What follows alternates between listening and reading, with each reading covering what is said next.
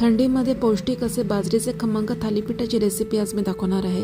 त्यासाठी इथे मी 2 वाटी बाजरीचे पीठ, 1 वाटी गव्हाचे पीठ, अर्धी वाटी बेसन पीठ, अर्धा चमचा अद्रक लसणाची पेस्ट, मेथीची भाजी, थोडीशी कांद्याची पात, हळद, लाल तिखट, ओवा, जिरे, थोडे तीळ आणि चवीप्रमाणे मीठ टाकून आपल्याला याचं सैलसर पीठ असं मळून घ्यायचं आहे। त्यानंतर थोडासा ओला कपडा घेऊन त्यावरती आपल्याला थालीपीठ हे थापून घ्यायची आहेत। थोडा थोडा पाण्याचा हात लावून आपल्याला हे थालीपीठ व्यवस्थित थापून घ्यायचे आहे। त्यानंतर गरम तव्यावरती थोडेसे तेल टाकून थालीपीठ आपल्याला भाजून घ्यायचे आहेत। थालीपीठ भाजताना इथे मी तेलाचा वापर केलेला आहे। तेलाऐवजी तुम्ही बटर देखील याच्यावरती वापरू शकता।